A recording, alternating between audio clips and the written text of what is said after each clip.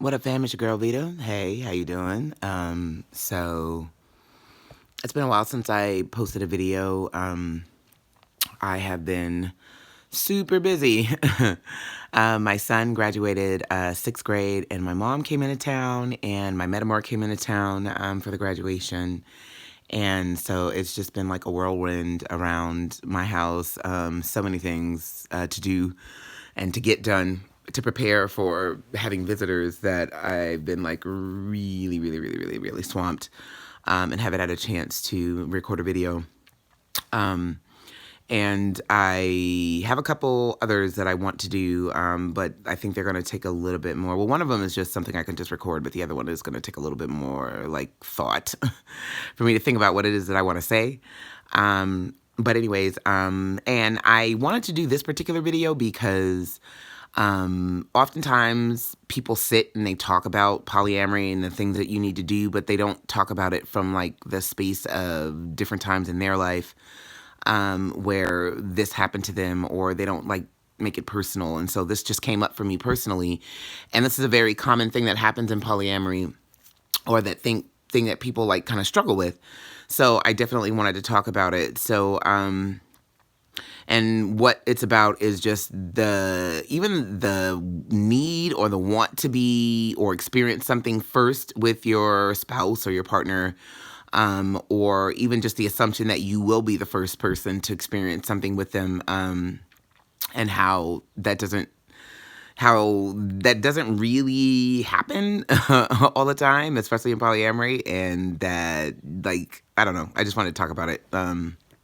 It's like 5 o'clock in the morning here, so if this is not coherent, my bad. I'm trying.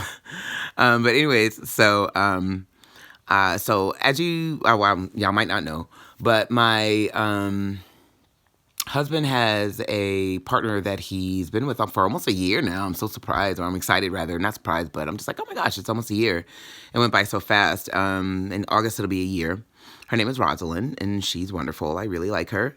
And she came into town for his graduation, and then Kevin took a train ride with her back up to Palo Alto, which is where she lives. And then he's going to spend about like 5 or 6 days up there, and then he's coming down on Thursday.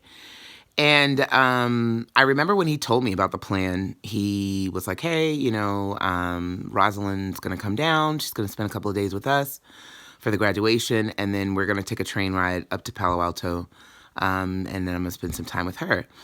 And my husband's been talking about taking a train ride up the coast for a long time, and like saying that he wanted to do it and he was going to do it by himself. It was like a trip that he wanted to take by himself. He likes to write. He's a really good writer. And so he wanted to like take a train ride and write and this whole thing. And we've been talking about this for years, but because of work and kids and money and life, he's just never gotten an opportunity to do it. And I was going to try to like gift him that for Father's Day, like maybe like a little short mini trip.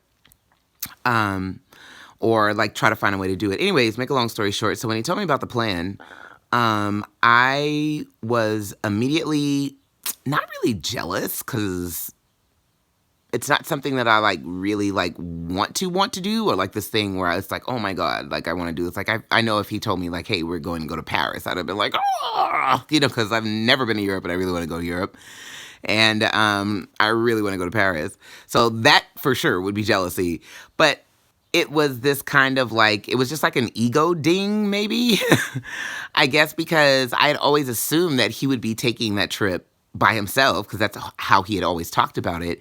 And that if he did ever take it with someone, that someone would be me.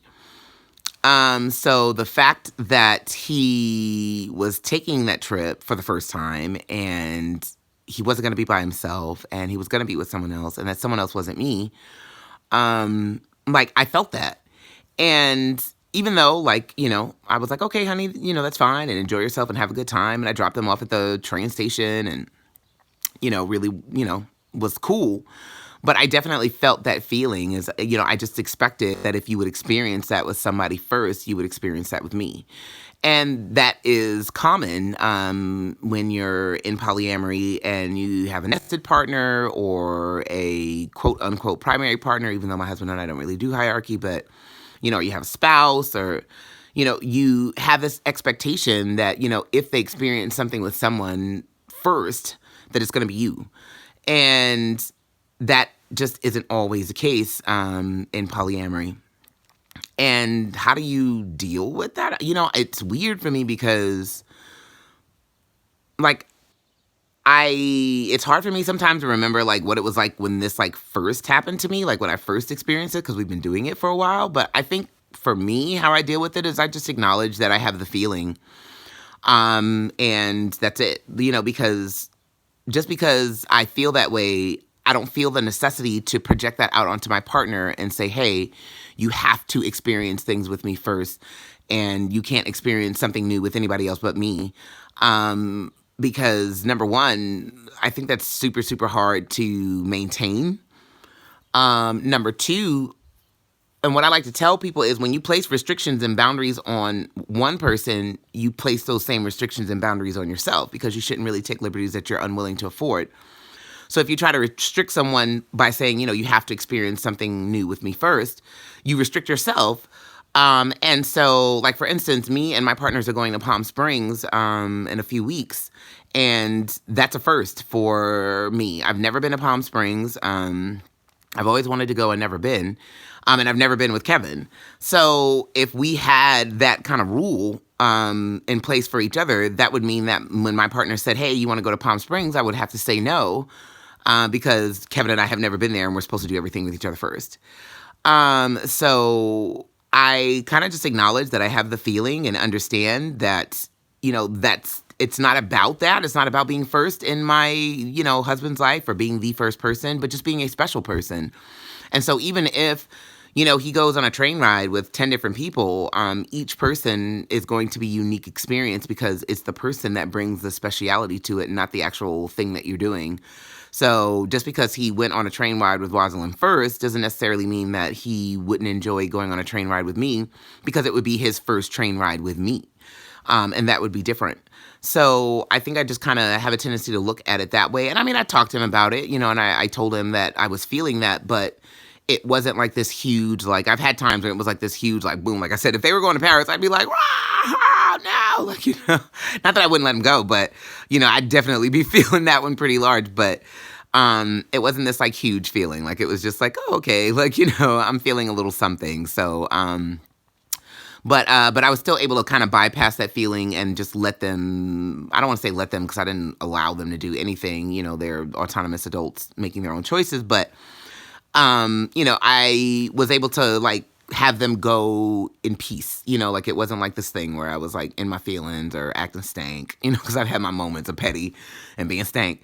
But I didn't, and I really wanted him. I genuinely wanted him to have a good time, but I genuinely want him to enjoy himself. I'm glad he got an opportunity to do that. He works so hard, that I try not to, like, begrudge him, things that he does to make himself happy or, enjoy his life.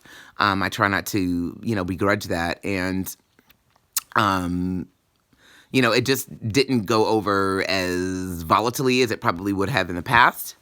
But still, I did notice that I was feeling it. I was like, wow. And it's so funny, you can be doing this for 5, 10, 15, 20 years, and you can still have these little things that come up that you didn't even know that you would feel a way about or that you register an emotion about. So it's interesting, being this, like, older poly person, but still having these things come up in these little areas. And then just how I'm able to now just observe it and just kind of look at it instead of, like, reacting to it. So it's definitely a sign of growth, which I'm happy about. But yeah, I just acknowledge that I have the feelings. If they're bad enough, I talk to my partners about them. I do not restrict what they do, so I don't tell them that they can't do that. I recognize that in order for me to have my freedom with my partners to do the things that I want to do, I have to be able to allow that freedom. And then I don't make the specialness about being the first person to do something with them, but I make the specialness about me and my individual self. and what I bring to the experience. So anyways, I hope that was helpful and made sense. Like I said, I have a couple more videos that I want to do. I really want to do one about my experiences being a married third, because it is a super interesting experience. And I did a live video in one of my Facebook groups and just kind of just talked about it and kind of like unpacked it in that video. And I was like, whoa, like I had a lot of really cool kind of revelations about that. So I definitely want to do that video. And then I have a couple of like practical ones that I want to do, but I hope that was helpful. I don't know what else to say. Have a good weekend. Me, my mom, and my kids are going over to my partner's house today. We're going to go for a hike. And then we're going to Universal Studios tomorrow, which I'm really excited about. So I'm filling my time while Kevin is gone with lots of fun things. And I'm actually really excited because my mom leaves on Tuesday. And I am just going to completely be by myself because I've been just nonstop people for the last couple of weeks. And I need some me time. So even like I got in the bed last night and I was just like, I'm in the bed by myself. It was so funny. So I'm definitely enjoying my alone time. But I'll talk to you guys later. Have a great weekend. Kisses. Bye.